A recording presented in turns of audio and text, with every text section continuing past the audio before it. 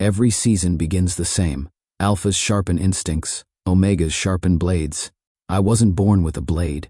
I learned one, how to make it out of air and instinct, out of the place where scent becomes a map and a lie becomes a flare. Under the city's glass dome the night sweats neon, filaments smeared through fog, steam lifting off steel grates, the tang of ozone and wet metal riding the wind. Patrol drones hum like lazy hornets above the alleys. Down here, fear has a temperature and rules have teeth. They call it the season of the hunted, as if it's a holiday. They polish their badges, tune their trackers, and pretend the dome keeps the weather out and the truth in. And us? We learn which vents carry sound and which carry scent. We learn to become what we are not, forgettable. I am not forgettable. Name's Jake. Omega, according to their registry. Though if they ever put me in the catalog, it'll be under returns policy unclear. I was raised in rooms without windows and left through doors without hinges. I know how the city breathes. I know where it hides its lungs. Tonight, the air smells like old rain caught in metal seams. Good. It means the concrete will remember less of me. Boots scuff above, measured and coordinated, pack rhythm. The alphas always move like a chord, trained to harmonize.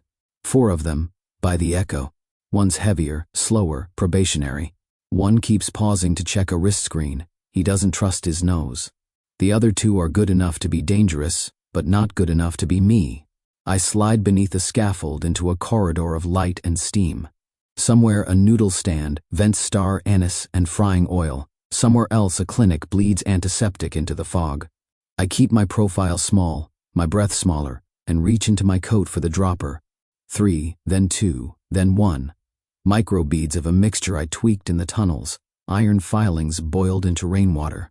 Till the water remembers, a whisper of jasmine stolen from the governor's conservatory, a bitter rind of lime, not the way I smell. The way their instincts want me to smell. It hits the air and blooms, subtle as a dare. The drones stutter, recalibrate.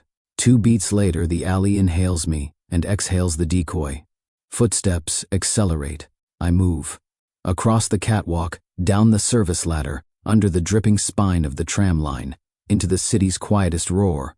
Here the steam rises in pale sheets, and the signal lights turn everything the color of caution. I run the route I drew days ago in the condensation on a broken window, barefoot then, charting which metal burned and which soot didn't stick. My body keeps pace with the plan. My mind edits it mid-stride. A shadow slants ahead. I slide into it, back to corrugated metal, listening. Target doubled back east, a voice says, clipped and cool through a comm. Scent signature, rain iron jasmine, variant 3. Someone did his homework. Someone also doesn't know I teach the class. I smile. Can't help it. Then a new sound, lighter than the others, not by weight, but by certainty. It's the grace of someone who trusts his feet because he trusts his nose. He cuts across their formation, not barking orders, and the others, without thinking, make room. Luke Carter. I've seen him in dossiers and at a distance, the city's favorite scalpel. Tall, posture like the dome's ribs. Gaze that looks surgical because it cuts. Rumor says he can read a room by scent better than cameras can read a face. The registry calls it an advantage. The underground calls it a problem. I call it interesting. I catch him on the next corner when he isn't looking for me at eye level. He's looking for the change in air pressure when a body gets ready to run. He's looking for fear. I do him the courtesy of offering none. I push off the wall, slip past the edge of a drone's cone of vision, and stand. In the open, where the alley bottlenecks into a lane of stacked shipping crates. He stops. Up close, his scent is clean, like cut paper and cold night. Beneath it rides something older, pine resin maybe, from the training fields beyond the dome, the dry dust of discipline. His eyes flick to the right sleeve of my coat, to the frayed thread. He files it under useful. I watch him watching me. I file him under dangerous. Evening, I tell him, because politeness costs less than bullets. My voice tastes like a smile I haven't earned. Hands, he says, not loud. It lands like a period. He isn't grandstanding for his team. He doesn't need to. He's not smelling for sweat. He's smelling for edges. I raise my hands. Steam curls along my wrists. The drones buzz closer, curious bees. Behind him, Two of his pack fan, left and right. The heavy one tries to be light. The new one's breath clicks fast. Luke doesn't blink. "You're not afraid," he says, and it's not a question. It's observation. Almost disappointed. "You should be." "They taught me to be useful," I say. Fear was elective. A flicker around his mouth, micro-expression, gone before it draws breath. He steps in, and the alley shrinks to the width of his shoulders and the heat of the steam. "Your decoy scents are sloppy," he says. 3 notes. Lazy math. You want a 4th to distort the read. "I do," I say. "I keep it in my pocket. You mind?" "Don't." Humor scratches at my throat. "You smell like a rulebook," I add. "And pine. Was it a nice childhood?" He moves when he decides, and his decisions are fast. Fingers catch the edge of my hood and haul. His body barely changes height. He's that close already.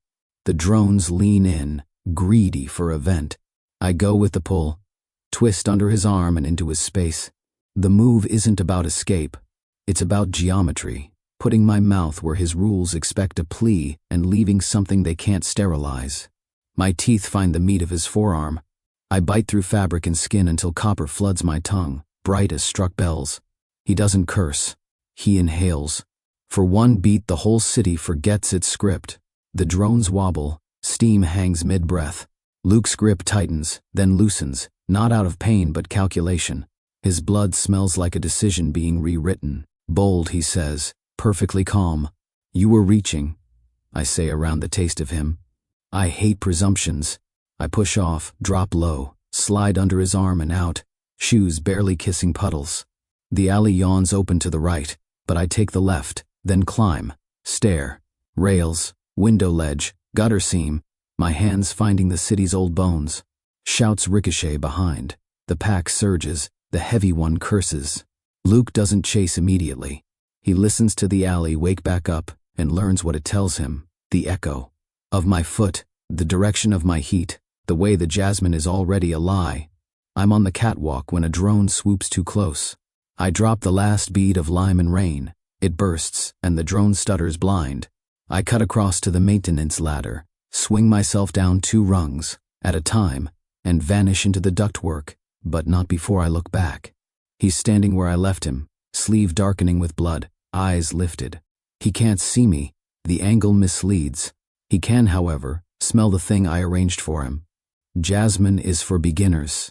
The real message is the faint shadow of smoke I painted along the wall, a mark you have to know, not a surrender, a syllable in a longer language. Stop hunting the wrong truth. We hang there, me in steel ribs, him in steam. 2 points in the dome that suddenly feel like one hinge. And because I am what I am, I give him a parting gift, a grin I never let him witness, and a breath I let him read. He tilts his head and speaks into the fog, not to me, not to the drones, but to whatever in him refuses to sleep. "You smell like a challenge," he says softly. "You're wrong," I whisper, not loudly enough for a recorder, perfectly enough for a man who listens with his skin. That's a warning. Then I am gone, and the city exhales. They say a week is enough for the dome to forget a storm. It isn't enough for a man to forget a bite. Word travels in the underground the way heat travels in pipes. Quiet, relentless, inevitable. The city's favorite scalpel hasn't been sleeping. Luke Carter shows up to debriefs on time and leaves on time, but in the hours between he wears the kind of stillness that makes coffee go cold. Metallic on the edge, like a coin between teeth. I know it because I left it there. If I could take credit for his insomnia, I would. The truth is pettier. I can't stop thinking about it either. The clean taste of his control, the flicker when it stuttered. There are better things to fall asleep to. There are worse, too. The tunnels sweat when the dome is tired. Our little warren sits between a forgotten filtration array and a line that once shuttled uniforms to the factory floor. Now the fans thrum like a dull heartbeat, and the air tastes like old bandages and chalk. 2 runaways huddle next to the heater, a pair of boys pretending not to be boys, all elbows and stubbornness. "Again," I say, dropping 3 vials on the crate we use as a table. "Describe each." The taller one, Rel, sniffs the first and winces. "Metal, wet brick, like a train station?" "Close enough," I say. "Rain remembering iron." That's decoy 1. The smaller, Finch, uncaps the second, closes his eyes. Citrus. It makes the first smell thinner. Distortion note. Makes the readers argue with themselves, I tell him. If a censor is confident, it starts lying. If an alpha is confident, he starts following the lie. And the third? Rel asks, nose wrinkling before he even tries. That's the part you'll hate, I say, and tilt a drop onto my wrist. The jasmine rises slow and polite, a ghost of elegance in a place that eats elegance for breakfast. It's not for them, it's for you. Finch blinks. I don't understand. You think you're hiding from a person, I say, crouching to Finch's level so he has to see my mouth, hear the shape of it. You're hiding from their story about you. This, I raise my wrist, let the soft floral ride the grit, tells your animal to unclench. It doesn't make you safe. It makes you steady. Smells like a teacher, Rel says, uneasy. Smells like a door that isn't locked, I correct gently. Freedom smells like dust and fear, yes. But it's still freedom. The heater ticks. Somewhere beyond the wall, water clinks through a bend in the pipe. Finch rubs his hands together, then stops, embarrassed. I pretend not to see it. Again, I say, and they do it again and again, until their faces stop looking to mine for permission to be brave. I sleep in daylight if I sleep at all, the kind of sleep that forgives nothing. At night I walk the tunnels and the perimeters, checking the seams we've been nursing into a map. I know which vents carry our breath to the wrong grates, which grates complain when we ask them to help. I know the footfall of the patrols above, and the lull in the drones when their shift changes. I know, intimately now, where Luke Carter prefers to stand when he stares through his own windows. The first time I see him after the bite, he's in profile, a line drawing against the blue screen glow of his kitchen. He holds a mug he isn't drinking. The sleeve is bandaged and the rest of him looks unbothered, but I can smell the seam I left. He wears it like a thought he can't punctuate. It would be easy to be cruel. Cruelty is cheap, and it always spends well at first. I go with mischief instead. You don't paint a message to an alpha with ink.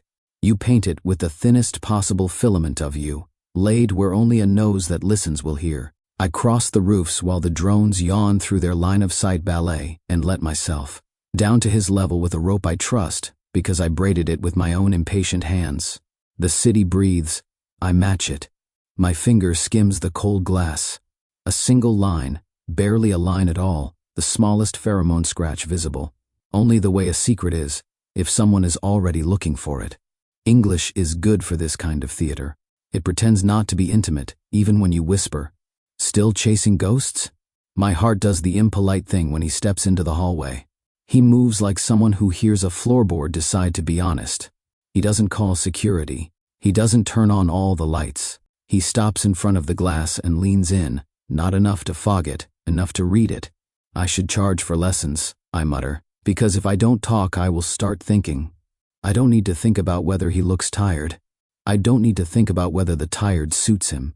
Back in the tunnels, I file another training hour between the faces I can help and the ones I won't get to.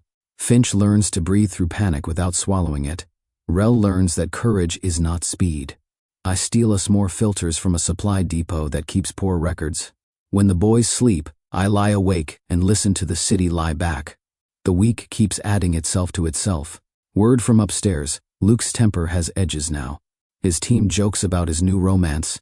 You need a vacation, Carter. Fall. In love with an air freshener instead. But jokes come salted with fear. The registry is pleased with numbers. The council is pleased with being pleased. The factories keep singing their little money hymns. On nights when the tunnels feel too narrow, I walk the perimeter of the dome and count the rivets under my breath. I'm not proud of the part of me that keeps checking his building. There are worse compulsions. Ask any alpha who mistook hunger for holiness. When it happens, it's midnight folded in half. The city makes a far-off thunder with its trains. The drones knit and unknit their roots. The river hums under the bridge. I'm across from his apartment, kneeling where the tar warms slow and releases yesterday's sun in breaths.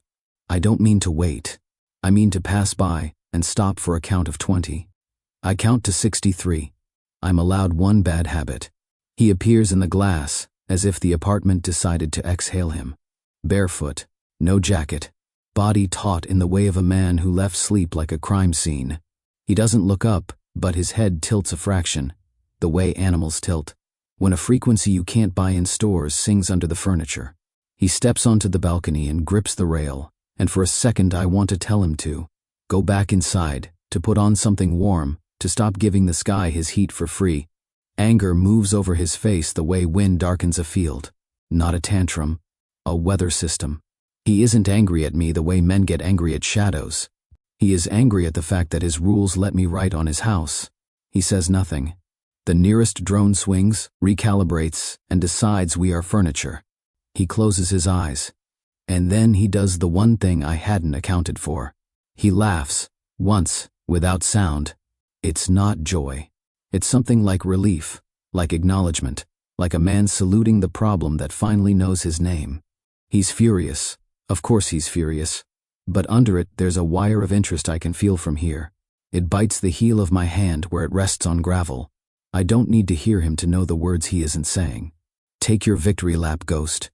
I leave before he can find the outline of my heat against the night. Back in the tunnel, I sit with my back to the filter housing and watch the boys sleep with their mouths open like new birds. The air tastes like dust and fear, and underneath it, something else. Thin. As a promise but real enough to wear, the beginning edge of change. Freedom never smells pretty. But tonight, it smells less alone. The first note I leave him isn't words. It's smoke. Not the heavy kind that clings like sorrow, but a thin curl, the memory of a match struck in a library no one visits anymore. I brush it along the stainless steel paneling of the elevator in his building at ankle height, where cleaning bots miss because they were programmed by people who never had to kneel. When the car slides open on his floor, the air lifts it like a secret. By the time he steps in the elevator at dawn, the drones have already yawned. Awake in the hallways smell like sterilizer and the optimism of bureaucracy. The smoke cuts through anyway, the way truth cuts through ceremony. I'm 3 floors up, balanced on a maintenance ledge and counting screws when he inhales. He doesn't touch the panel. He tips his head as if the elevator is confiding something. The doors close on his profile. The car descends. I grin at the screws. At noon, I use lime. Officially, the registry discourages food smells in the administrative wing. Interference. With professional focus, as if focus has ever been threatened by lunch, I slot the thinnest shimmer of citrus into a file folder on his desk labeled Incident Reports, Pursuits, then nudge it 6 millimeters to the left. When he returns from a briefing, he pauses mid-sit, fingers splayed in the air as if he's catching a chord. Lime rides the paper rides the room bends. I imagine the thoughts. Who moved my folder? Me. Why lime? Because you like order, and lime is friendly disorder. Why am I thinking about a mouth? The third is mint. Not the toothpaste shout that chews silence, but garden mint, the bruised leaf kind you rub between fingers to remember summer. I leave it on the inside edge of his office window, the side the weather doesn't touch. He comes to the glass the way he did 2 nights ago, and stands exactly where I want him, close enough for the mint to climb the bridge of his nose and set up camp in whatever part of him files under maybe. If you ask why 3 notes, the answer is easy. It's a sentence. Smoke means truth, lime means tilt, mint means not everything that cools is cruel. He can pretend he doesn't understand. His body won't. He answers before sunset. Drones first, sleeker models with nose cones like silver pears. They hum through the service halls and hang in the elevator corners like mirrors with opinions. The cleaning units get new instructions. The vents hiss with purged air. He floods the floor with a neutrality so zealous it smells like a lecture. I'm not offended. If he didn't try to erase me, what would be the point of writing? I adapt. I always adapt. When the sterilizers wipe the elevator walls, I paint the smoke in the seam where 2 panels kiss, a hairline the bots skim over because their haptics think it's structural.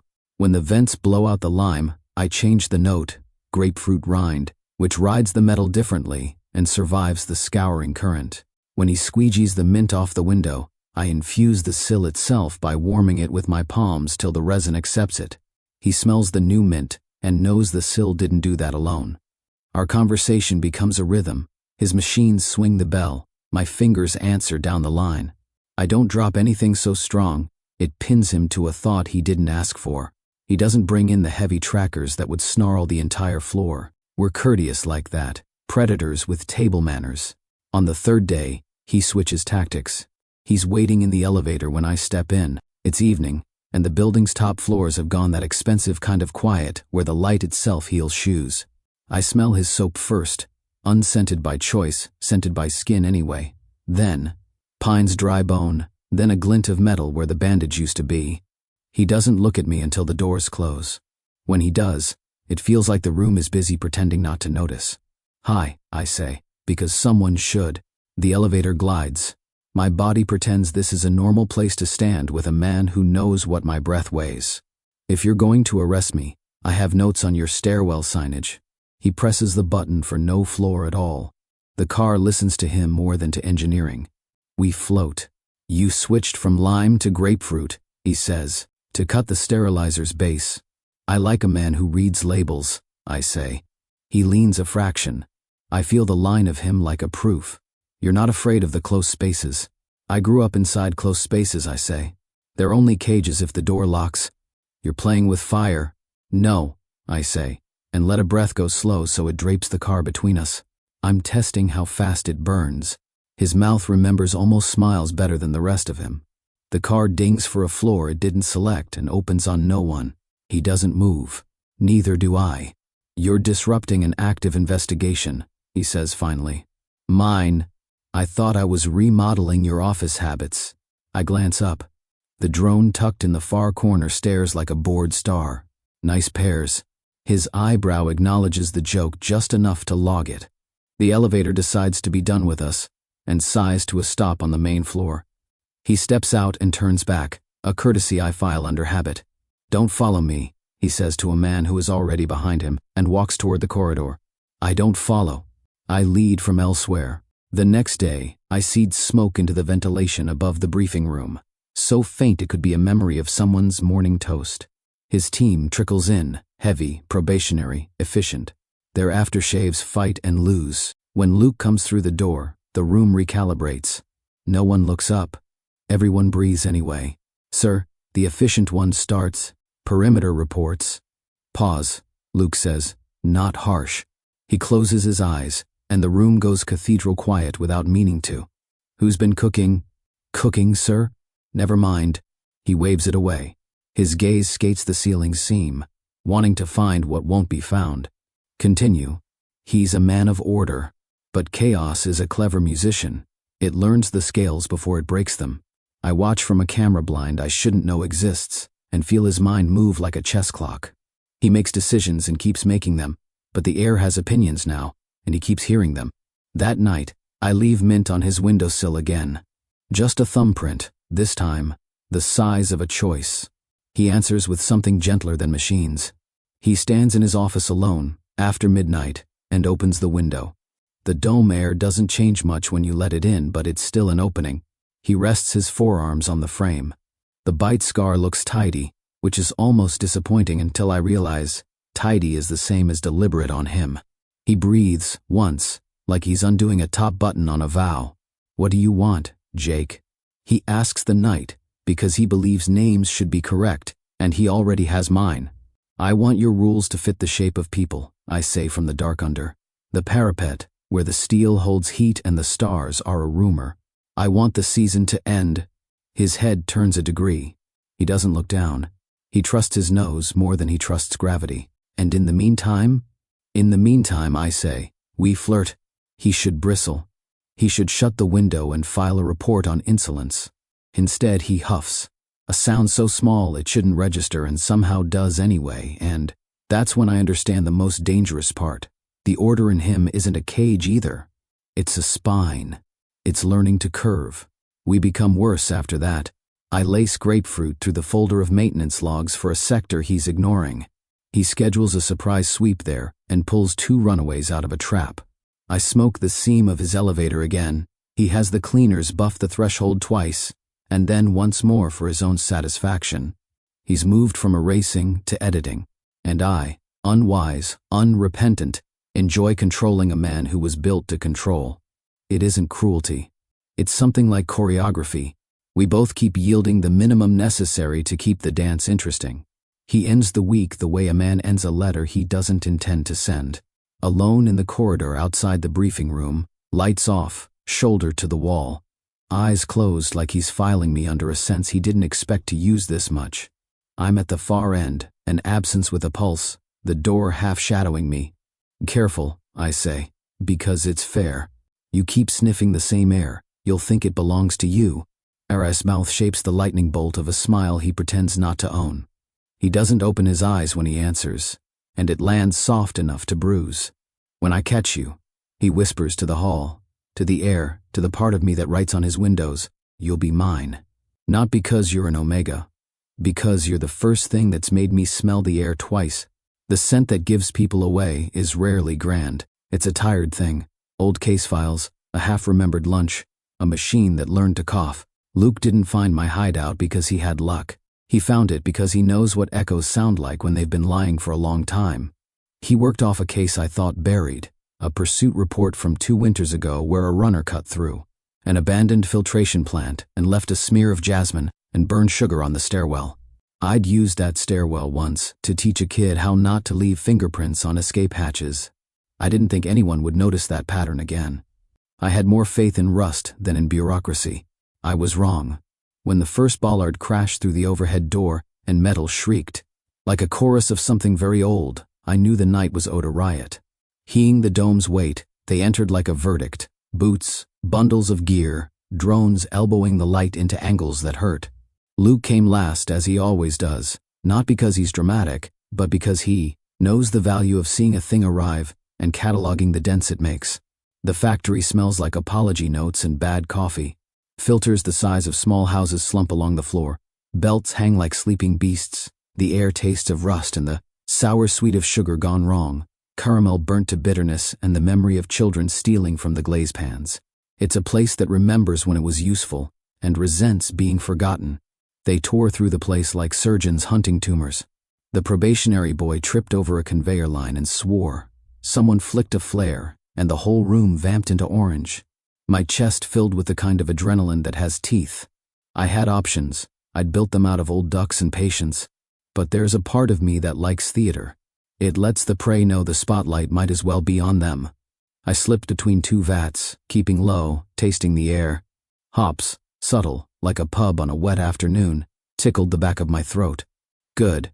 Hops is a friendly cloak. It makes trackers talk to themselves. I moved as a ghost moves when the wind forgets to bother the chimes. A shout, sharp, 2 syllables, and then footsteps closing like deliberate commas. I rounded a cartridge bank and met a hand in my jacket. Up close, Luke's scent is a reading list. Paper, cold metal, and the precise chemistry of a man who's learned not to let surprises make him ill. His fingers close on my sleeve, with a lock made of habit and training.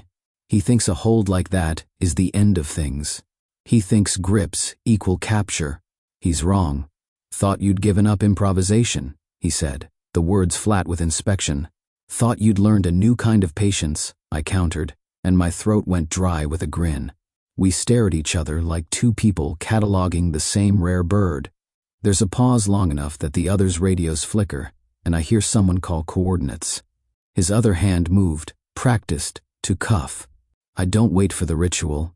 I drive my teeth into the soft of his forearm, hard, enough to taste salt and the ornamental tang of disinfectant. The fabric tears. He inhales. For a second, his determination cracks like a brittle hinge. I shove. He stumbles. We move like dancers with knives. He recovers and catches my wrist. Cold metal kisses the skin where blood blooms. Muscle, not malice, under his jaw. He is steady, the kind of steady you could hang a portrait from. He tightens. I jerk, hard, and one of my vials, my last reserve, slips free from the inside pocket. It shatters on concrete with a sound like a small argument. The liquid fans. I didn't plan on enough of it hitting him. I'd hoped, if I'm honest, it would map to the rafters and make for a nice exit cue. Instead, the spray blooms like mist, and the room inhales it, and then exhales a confusion. Paralyzers in a market of scent are cruel tools. They don't put you to sleep. They make your limbs borrow someone else's memories. The decision to stand becomes a question you no longer know how to answer. The first wave washes over my hands, and because irony likes to be a comedian, I feel both freed and bound at the same time. Luke blinks, and his jaw slackens in a way I've never seen. I pull back, not because I'm safe, but because the chemistry I trusted is mutating under our skin. The air turns heavy. Pheromones, once cleanly directed, smear into one another. Hops and jasmine and lime and burnt sugar all fold together and make something dangerously close to an invitation. We're 10 breaths from a fight, and 1 breath from falling into something that isn't a fight. He grabs my shoulder, not with the practiced clamp of a man pinning evidence, but with the sudden reflex of someone catching a person before they fall. When the paralyzing mist hits him, it hits us both. The training that taught him to be a weapon is now a lamp he has to relearn how to light. I can feel the way his pulse tries to explain itself against my fingertips. The factory sometimes practices a silence thick enough to drown in. That silence is on us now. Our faces are centimeters apart. His breath fogs a little. Mine answers. We inhale as if the same tempo matters more than anything else in the room. Let go, I say, voice rough like someone who had a throatful of smoke that morning. But it's half a dare as much as a plea. He doesn't. He holds. His fingers flex against my skin, and I read that flex like a sentence. He's thinking about rules, about evidence, about the council. He's also thinking about what happens next, which is not a thing a man of his training likes to do. Let go, he repeats, softer, closer to a negotiation. I laugh, not loud, because laughter is an antidote, and I've always believed in antidotes. Or I bite you again. Try it, he says in that voice that stopped beekeeper's bravado. I liked it the first time. It's ridiculous, and it's true, and for a suspended second, the world reduces to the split decision between teeth and steel. He leans in as if to test whether my teeth are bluff. I press the heel of my palm against the wet bandage at his arm and taste blood and the alcohol of intent. A siren from the outside, distant and practical, tells us the pack is reorganizing. Someone is shouting that the perimeter's gone hot. The mist begins to thin as the paralyzer's molecules dissipate into the factory's hungry filters. Luke blinks like a man waking up in winter. I take the moment and fold it into the sort of movement I've practiced in tunnels and bad marriages. A twist, a kick that aims at balance, not injury, and the kind of smile someone uses when they plan to leave a note on the fridge for the wrong lover. He lets me go, but his hand grazes my wrist as if remembering what it wanted to keep. I don't slow. I vault over a rusted conveyor, and the sound eats me. I'm a smear against the night and the scream of the drones. Behind me a voice swears, then curses, then calls coordinates. The factory thins into hunched shapes and the rain-slick streets don't want us. I don't make it far without leaving a breadcrumb. I tuck a scrap of oilskin into a seam on an upriser, something he will find when he runs his fingers over pipework. On it, written with a pinched piece of graphite so the mark won't glow under forensic light, is 3 words. If you want to catch me, stop being afraid of the truth. I duck into a service shaft and cough, tasting burnt sugar and copper and the salt of adrenaline. My hands shake, not from the paralyzers, but from the nearness of him. People who survive a lot learn to keep that kind of trembling tidy. I find a corner and sit with my back to a filter and listen to the world reorganize itself. Minutes later, maybe an hour, I hear the echo of boots and a different kind of breath. Luke is shouting into a calm, voice threaded with something that wasn't there before, calculation turning to suspicion. Then the sound that unmade me, someone reports finding something under a pipe. He will find the scrap. He will lift it and read it, and smell the place where I left my scent like a signature. He will find the plan. The map of the false marks. The scheme we'd hoped the council never wrote down in tidy boxes. For the first time since this started, I feel less certain about my exit than about the problem that follows me.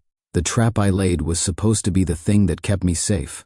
Instead, it has turned into a corridor that leads straight to the council's ledger. And Luke, tired, bandaged, smelling faintly of disinfectant and decision, has the habit now of following echoes. There's a sound the city makes when a rule breaks. Not the siren, those are for show. It's quieter, like a latch remembering it can be a hinge. After the factory, I heard it twice. Once when Luke read my graphite scrawl beneath the pipe, and again when he realized the ledger it pointed to was written in the council's careful hand. He didn't come looking for me the next day. He went somewhere colder. The lab lives behind an honest lie. Municipal air quality assurance. You could eat off the floors. People do in their heads. If I close my eyes, I can taste the catalog. Antiseptic with a personality disorder. A sweetness like spoiled pears where a reagent died young, and the sour smug of money doing exactly what it was told. Luke walked in with his badge, and his posture and his forearm bandaged to tidiness. The receptionist smiled with her whole job. He didn't need my nose to find what he found. He needed mine to be the echo that made him trust his. The marks began as a registry, a way to ensure compatible safety, the italics always implied. Then came the late-night memos, and the quiet contracts, and the devices that lay in the cradle of a neck like promise.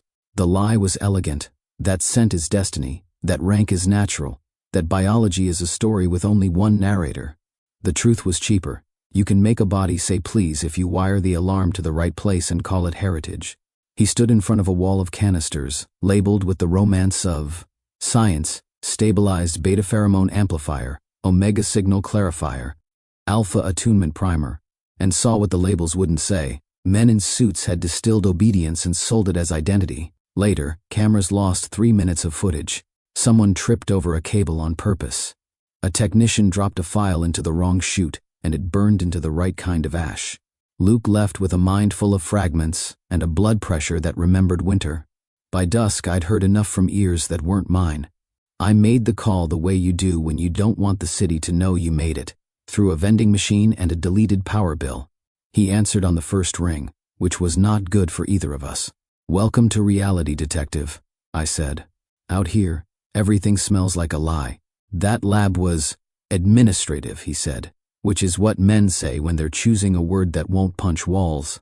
And the council is a community garden," I said. "We all share." A pause then. "Where?" "We met where no one meets for long. A park the city forgot on purpose because the grass didn't understand budgets. The benches had learned to slouch. The swing set sang when no wind pushed it.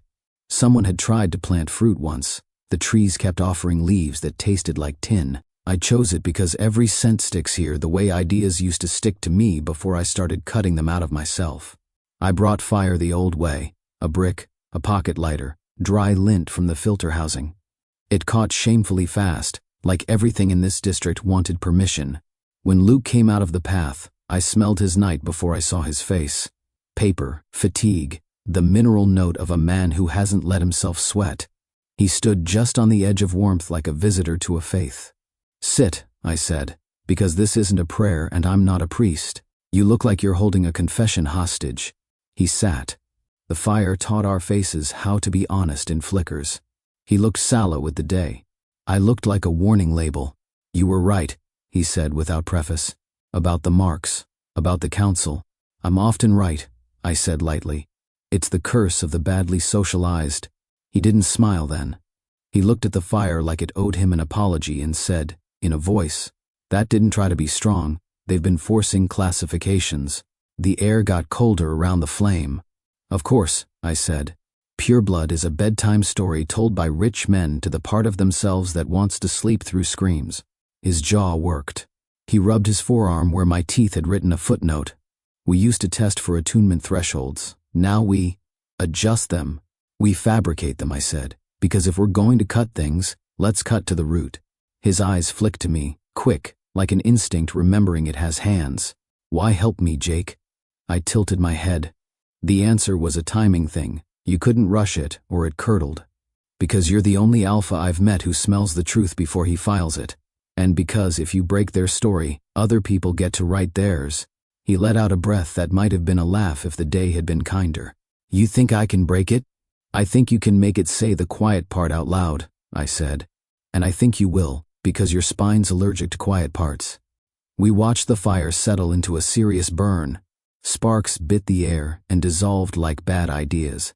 He held his hands out, then drew them back like he didn't deserve warmth yet. I pushed the kettle I'd set near the coals a fraction closer. "I brought water," I said. "No tea. That would make this a date." "Isn't it?" he said, and then looked at me like he hadn't meant to say it that way. "There are languages you only learn in certain light. In firelight, humor learns to be brave." I let mine go first.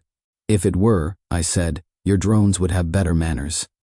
"They're not here," he said. I sniffed. Theatrical. "They're never here," I echoed, and he finally, let his mouth remember how a smile works. Small, unpracticed, faultless. He told me more, like a man dictating a witness statement to someone who doesn't have a pen and wouldn't use one if he did. Procurement chains, pilot programs, the new babies with bracelets, the old women whose marks had been modernized. He spoke without suit jargon when he could manage it. When he couldn't, I translated for both of us. They replaced a choice with a device and called it safety. When the words ran out, there was just the night and the smell of the park. The copper of the swing's chain, wet dirt, a century of sweat trapped in the bark. He rubbed at his forearm again. I understood the impulse. Sometimes your body asks to be read. "I keep thinking about the bite," he said, eyes on the coals. "That's a strange thing to confess in a public park," I said, "because rescue looks better in a joke's jacket." "It wasn't the pain," he said. "It was the clarity. I was about to do a thing I do because I do it. And then it didn't feel true." "Well," I said softly, "consider this your welcome gift. Clarity stings." He glanced sideways at me. The fire took the stiffness out of his mouth and left something else. "You're tired," he said. "I collect the same 8 hours the rich do," I said. "I just don't stack them in the same place."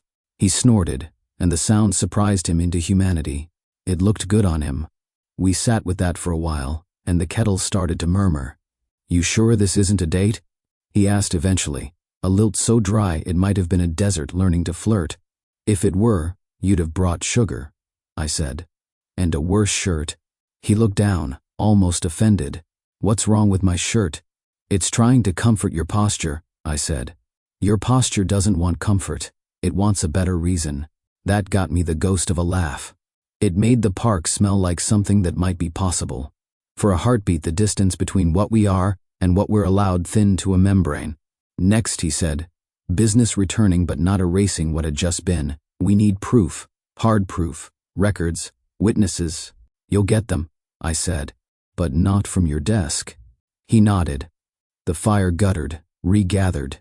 Far off, the dome's trains wrote their low lines through the dark. "Why did they do it?" he said, and it wasn't a policy question. It was the question good men ask when they finally let their anger love its target. "Because money smells like permission," I said, "and fear smells like a market." He closed his eyes. When he opened them, he looked younger and older, the way men do when they decide to live with the truth long enough to do something about it. We didn't touch. We didn't need to. The acceptance was in the way we sat, two people at the same fire, building a story that might not collapse at the first siren. Dawn threatened from the east with its cheap gold. The kettle clicked itself empty. The park learned our names and pretended it hadn't. I stood first. "That's the privilege of the hunted. You decide when the scene ends." "You're sure?" he said, which was not a question about the case. "I'm sure," I said, which wasn't an answer about the case. He didn't reach for me. He didn't look away. "Stay safe. Safety's a story too," I said, and let the smile be kind. I preferred true. I left him the fire and the last clean burn of mint on the bench's iron arm. Small, sharp, summer in the mouth of morning. By the time he realized it was there, I was gone, and the park smelled like smoke and a promise I shouldn't make and will. There's a taste the air gets when a city holds its breath. Steel and civic prayer. The day the council gave the order, the dome rang with it, quiet and official, like a verdict written in serif. "For order," the memo said, as if order were a god with a favorite incense. "Bring him in. Make it clean." Luke didn't come to the park again. He didn't call through vending machines. He didn't leave his window cracked to give my mischief somewhere to sit. The silence wasn't avoidance. It was a man detaching himself from the furniture of his life so he wouldn't break it on the way out. I learned the order the normal way, through a friend of a friend with a badge that liked gossip. "Carter's got the writ," the friend said, picking a seed from his teeth. And he looked like someone told him his bones were counterfeit. "Bones can be forged," I said. "They still hold you up." I went to the forest before he did. Not because I wanted to run, but because the city's lungs make better arguments when the ceiling is a weather system. The dome thins at the ring, where rich men jog in tasteful windbreakers. Beyond that ring, A belt of pines and firs and stubborn, big-shouldered sky. The ground there chews your feet and teaches them something about consonants. Storm was on the boil, distant thunder pressing its thumb into the horizon, lightning tuning knives somewhere we couldn't yet see. I walked until the dome's hum turned rumor, and earth took over the job of smelling like the future. Wet bark, green rot, the metallic thread of a river deciding whether to earn the name. I shed the city's scents as I went. Citrus first, then smoke, then the little mint I kept for steadiness. What was left was me, the unhelpful version, sweat, old cotton, the ozone of worry when it rubs too hard against faith. I didn't hide. That's the luxury of a man who's tired enough to call it a decision. I found a cut where two deer trails argued and stood between them like a mediator who had misplaced his robe. The storm came closer in 5-beat phrases. My heart matched them, and then got bored and tried out syncopation. He took his time. Of course he did. He knows what a rival is worth when you earn it. The first I felt of Luke was the air remembering to behave. Trees do it too, when a predator walks and the leaves respect the logistics. He came through a break in the ferns, rain making commas on his hair, jaw set to later. The writ sat invisible on him, but I could smell the paper under his skin, the starch of protocol threaded through the warmer thing that kept refusing to be paper at all. We looked at each other, like people who had already had the argument and were deciding whether to have it again for sport. "Hi," I said, because I like to be rude to destiny. "Jake," he said, and the name landed with a gentleness that made the storm clear its throat. The thunder moved closer, baritone with an agenda. Lightning did its practice sketches behind the trees and left the outlines up for criticism. Rain revised itself from suggestion to policy. We stood in the middle of it like a pair of stubborn vowels. "You got the memo," I said. "I did," he said. It used words like containment and consistency. Those are great words to tell a story to sleep. They're poor words for waking one, he said, and we were both foolish enough to let the joke be true. He stopped 6 feet away, then 4, then 3, then nearer than reason. I could feel the writ inside his posture and the refusal inside that. His scent was rain-battered pine, clean resolve, and the bright metallic seam where memory had sharpened itself into a tool. Mine was a mess of human and weather. "I'm not running," I said. "I'm very tired, and also—" I swept a hand at the storm, which had decided. To stop being theory, it seems insulting to sprint in the good boots. His mouth wanted a smile, and his job wouldn't let it clock in. "You're not afraid," he said, as if reciting a property of the material. "You should be." "I'm afraid of the right thing," I said. "Which isn't you." He took one more step, and the thunder moved inside the ground to see us better. We breathed the same air because that's how close we were, and because the forest didn't bother to curate for two. My head felt light with oxygen and poor decisions. "Ustal beshat," I said in my first language, because some ideas fight better in their oldest clothes. Then I added, for the man who would refuse to pretend not to understand, "I'm tired of running. If you want to mark, just don't call it freedom." The word landed like a bell between us. He closed his eyes for a heartbeat, and I watched the writ step back from his bones. When he opened them, the order in him had rearranged its furniture. Same house, different floor plan. He reached for me. Not rough, not theatrical.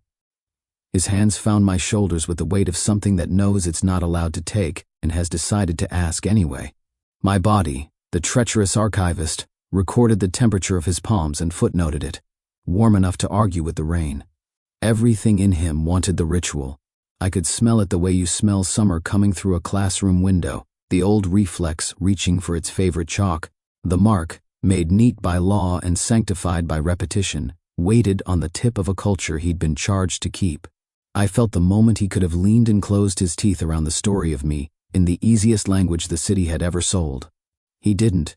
He exhaled, and with that breath he set a rule on fire in his own mouth. His fingers tightened, not to pin, to anchor. Then he bent his head and put his lips where law had trained him to put. Teeth, a press so light it felt like a rumor convincing itself to exist. Skin, rain, warmth. No brand, no signal, no device translating touch into ownership. A kiss, which is not a contract and can still be a vow. Rain pooled in my collar and his breath frightened it into warmth. The storm flashed a camera nobody had requested. My knees considered losing their principles. I steadied them with humor. "You're terrible at hunting, Carter," I said low, because the forest was curious and I didn't want to teach it bad habits. He huffed against my neck, an almost laugh and a small prayer. "I wasn't hunting," he said, and the words fit him like a shirt his posture had finally approved.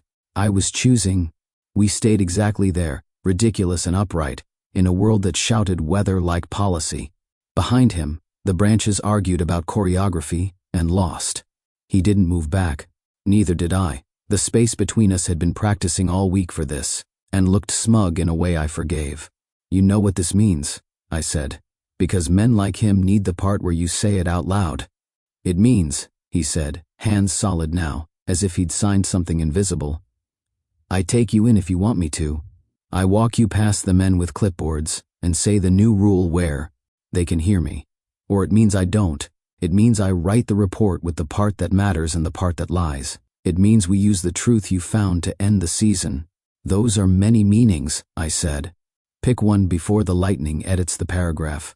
"Stay," he said, quiet and careful and impossibly clear. "Stay with me, without a collar, without a cage, but near." The simplicity made my ribs feel crowded. The storm approved with the common grammar of light. Somewhere to our left, a fox made a sound that translated to "You two are loud." "I make a poor pet," I said, because the old reflex needed to hear itself and then be dismissed. "I didn't ask for one," he said. "I'm bad at obedience too." We looked at each other, no longer pretending the weather wasn't using us as an ornament. He loosened his grip on my shoulders, not because he wanted to let go, but because holding and wanting had decided to stop wrestling in his hands. I put my palms over his where they hung, an affirmation, not a brace. "If we do this," I said, "we do the other thing too. The lab." He nodded. "The marks, the council's bedtime stories. We pull the threads until the blanket stops lying," I said. "Good," he said. And there was a new line in his voice, a tensile thing that promised interesting disaster. "I like cold weather. It makes crowds honest. Storms also make liars pray," I said. "We'll be busy." "Busy suits you." The corner of his mouth considered smiling, then filed the thought for later. Rain made soft notes in the pine needles. The river sighed like an old aunt. The world smelled like someone had opened the door to an old room and found it ready to be lived in. "I did mean it," he added, almost to the rain, face still too close to be polite. "Stay." "I know," I said. "We'll pretend it was my idea when we tell the children." "What children?" he asked, affronted on principle. "The ones the city will become after we stop it from eating itself," I said. "Don't be literal in a forest. They hate it." He did smile then, scandalously. Lightning wrote his silhouette in the air, like a signature you couldn't forge. Thunder applauded late and loud because it's a diva and insists. We didn't kiss like men trying to swallow futures. We didn't imprint. We stood there, rain silly, neck warm, stupid with relief, and let our breathing admit a choreography it had been rehearsing in elevators and alleys and parks. The writ found nowhere to land. The storm found everywhere. The city somewhere behind its glass began, very faintly, to smell like change. "Ready," he said, not asking, already answering. "As I'll get," I said, which is how men like me say yes when we mean a lot more. We turned our faces to the path as lightning tore the sky open with one clean cut. For a shudder of a moment, everything stopped. My mouth, his bones, the rain, the tired world, and froze us there, too. Figures in a grammar the city hadn't taught, held between flash and echo, caught at the lip of what comes next. A month is an odd amount of time, too short to heal, and long enough to make you suspicious of quiet. The city tried on quiet anyway. The council learned how to dissolve with dignity, which is to say, they scheduled a press conference and blamed a legacy framework. The season of the hunted was retired with a thin smile and a thick apology.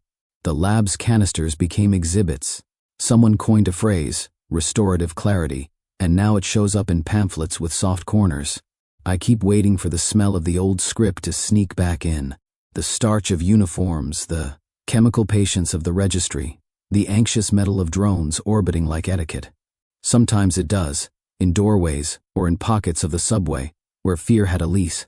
But then a new wind picks up under the dome's ribs, and the city remembers it can exhale without permission. Luke left the service with a resignation that read like a well-tempered letter and felt like a door propped open with a stone from the woods. He didn't throw his badge into a fountain. He returned it with both hands and thanked the building for the parts of it that had been good. Then he set up a desk without walls at a legal aid office that thought aid was a verb and legal was a dare, and now he spends his days making paper mean something it was afraid to mean. As for me, I opened a school the size of a stubborn heart. We call it a class because school makes people stand up too straight, but it's a school. It lives in a borrowed warehouse that used to store festival lanterns. When I signed the papers, the place smelled like wax and last year's laughter. We cleaned the floors, then left a scuff so no one would feel like a ghost. We built shelves and a would-be lab from salvage and a label maker that over-enunciates. I have a blackboard that still remembers algebra. On it, in neat chalk, basics of scent masking and how not to lose yourself. The first day I asked them what freedom smelled like. The answers made a bouquet no expensive florist would dare assemble. Fresh bread. The space under a blanket when your sister turns the light on. Laundry that didn't cost too much water. Cut grass. A bicycle tire patch. One girl said the silence right after a joke lands. I wrote them all down because I wanted proof. We work from there. I teach them the small chemistry of being hard to find and the bigger chemistry of not needing to disappear. I tell them the 3-note sentence, smoke, citrus, mint, and I teach them the addendum, choose what stays. Rel and Finch help. They're taller and steadier and less likely to flinch at their own names. On breaks, someone always burns a batch of sweet buns in the kitchen we pretend is a laboratory, and the whole place smells like a mistake that forgives you. The day Luke visits, the weather has opinions. Morning rain inventories the sky. The lake beyond the warehouse yawns itself awake in gray. I finish the lesson by making everyone breathe with the window open. We count the notes like we're tuning an orchestra. Cool water, wet wood, yeast, coffee from the cafe that leases the corner stall, the clean pepper of a storm that decided not to be dramatic. Homework, I say, passing out little vials with hand-stamped labels. 1. Practice your distortion note. 2. List 3 things you don't want to hide again. Bring both back. They file out with the careful bravado of people who are learning to be loud. I wipe the blackboard. Leave don't lose yourself where the chalk is strongest. And wander to the cafe because mornings taste better when they're poured. It's small, 6 tables, a counter with a glass bell housing 2 shy pastries, a chalk sign with a heart in the O of coffee. The woman behind the machine knows my order now and pretends not to. The place smells like heat and a hard-working grinder and the halo of rain on brick. We keep the door propped so the lake can eavesdrop. Luke arrives like he always did, which is to say exactly when the room is ready to notice him. He carries 2 mugs with the careless precision of a man who has spent time in rooms where spilling would be read as a confession. He sets them down across from me and sits without asking if the chair belongs to someone else. He knows it doesn't. He looks less like a badge these days, and more like someone who kept the steel and learned how to bend it. You smell like freedom again, he says, as if he's complimenting a shirt. His voice sits easy in the room, a good fit. And you, I say, inhaling, coffee without sugar. Still bitter? With you, he says, deadpan turning warm at the edges. A little less. We let the line do the work it wants to do. The rain plays polite percussion on the awning. The lake composure is excellent. Inside, a child at the next table negotiates with a croissant. The croissant wins. Everyone learns something about physics. You left early, he says after a sip, eyes flicking toward the warehouse door. Class behaved. They listened, I say, which is more dangerous than behaving. He huffs a half laugh. I brought you something. I raise an eyebrow. Is it legal? Surprisingly. He slides a folder over. Inside are photocopies, procurement trails, testimony drafts, the first pages of a petition with too many signatures to ignore. We'll need your curriculum, he says, as if tasting the novelty of the word, when the hearing convenes next month. For what? For setting a standardized retraining for field officers, he says, and lets the phrase wait for me to kick it in the shins. Sensory ethics. You're better at making it sound like a person. I can give you 13 jokes and 7 metaphors. I say, flipping through. You can dress them in the words your people like. They're not my people, he says, but softly, like a man reaching for a coat he hasn't decided to keep. They're not a species, I say. They're a room. Make them open a window. He watches me read. It's a habit now, the way his attention keeps its hands in its pockets. There's less iron in him and more linen. He still stands straight, but it's no longer in case someone needs a ruler. It's in case someone needs a door frame. How's your arm, I ask, because the weather asks for honest small talk. Fine, he says. Sometimes it itches when you're about to do something reckless. I'm not responsible for your nervous system, I say, and he nods as if agreeing to mischief. We talk around the edges of work because the center of it is busy happening. He tells me about a woman who wore a mark for 20 years and cried when they took it off because the absence was loud. I tell him about a boy whose idea of hiding was to laugh like a fire alarm and how we taught him to laugh like a bell instead. He tells me about paperwork that changed its mind after 3 phone calls and 1 judicious silence. I tell him the coffee's better when it rains because the beans stop showing off and start trying to belong. When the cups are empty enough to prove we meant to be here, he leans back and looks at me the way you look at the lake when you realize it's not a mirror. You going to take a morning off? He asks, only teasing a little. I took one, I say. Right now. With someone incorrigible. Did he behave? He asks. He listened, I say. We pay, which is to say he tries to pay and I allow it because letting people do the small thing is how the big things learn to sit down. We walk out under the awning and the rain decides to audition sun.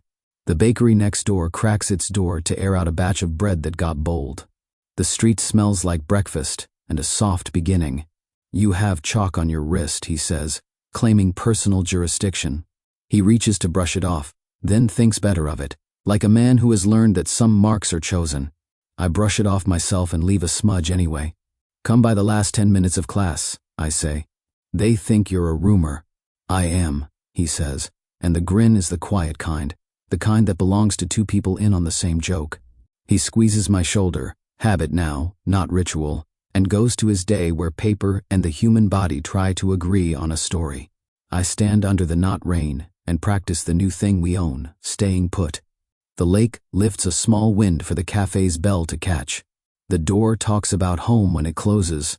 Someone laughs inside, short, surprised, precise, and the sound leaves a lane through. The air that leads straight to the part of me that used to count exits first. Freedom smells different. It always did.